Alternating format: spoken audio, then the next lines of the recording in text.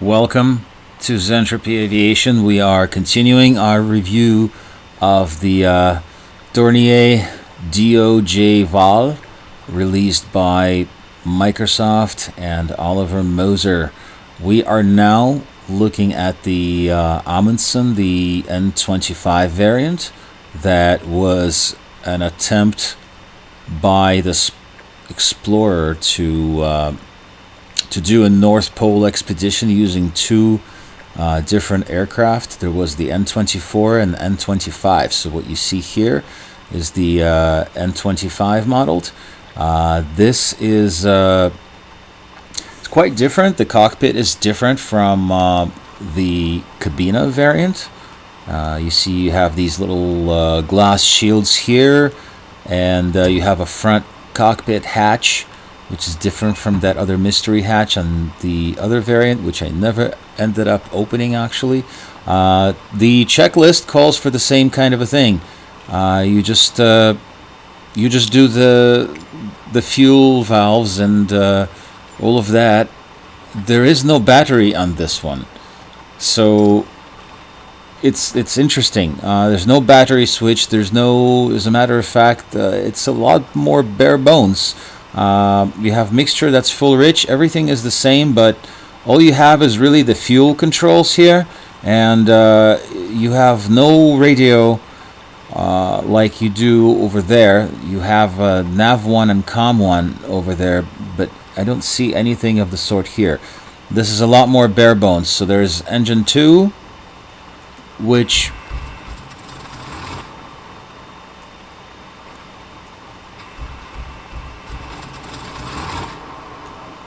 and engine 1, and neither of them work to start from cold and dark, just like in the other variant, unfortunately. So I guess Control E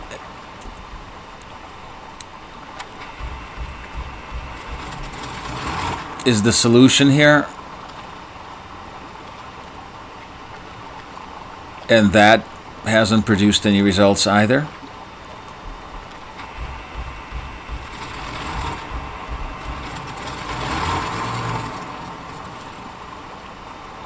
This is me doing Control E.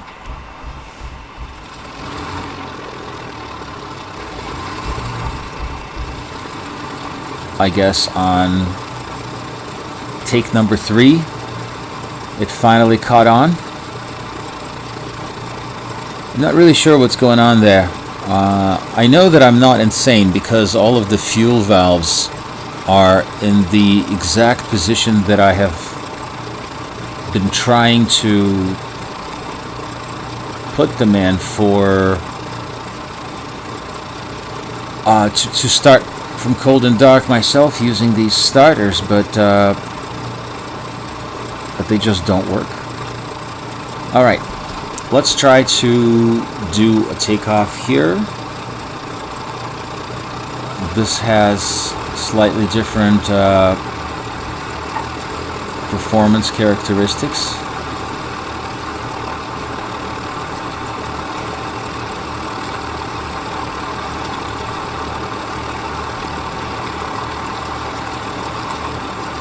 And we have the RPM gauges are here. Let's consult the checklist for water takeoff. Rotation is at 78, climb is at 1600, and 1450 for cruise.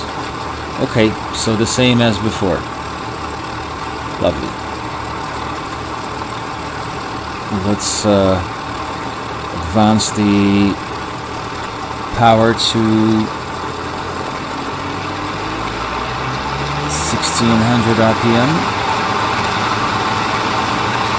And it doesn't quite get there, or yeah, it does. Eventually, yeah, it does. If on full power again. So this is full power.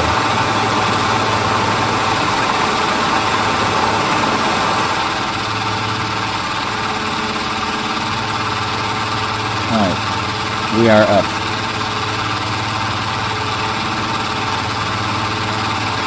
Cool.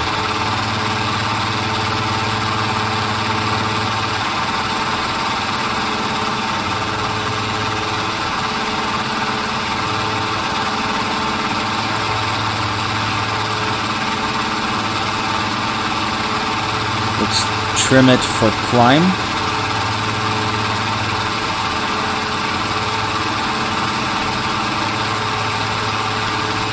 The elevator trim is located right over here.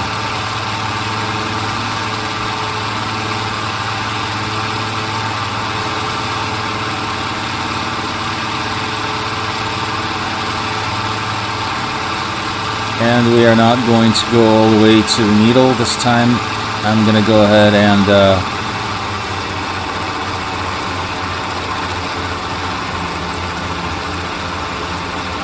and set it down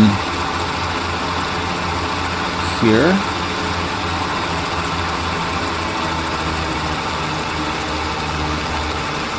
I'm going to reduce the power a little bit. This is what this bird looks like. I love this weather right now. This is kind of cool looking. Again, great visibility for exploring. I'm looking forward to doing these bush trips that are included with it. Though I guess one of my questions that I will probably look into at some point is if this aircraft was used for an Arctic expedition in an attempt to reach the North Pole. What about this, you know, cockpit that's kind of really open to the environment? I would think that it's not necessarily the cushiest accommodation to do a North Pole expedition. I wonder if they were using some sort of cover for this. I don't know. Things my brain likes to think about. Alright, let's go ahead and set this baby down. And then we will do a third video, which you will find on the same playlist on my channel. That will be the review of the third variant. See what that looks like, and that should give you guys a pretty complete picture to decide if you want to purchase this aircraft or not.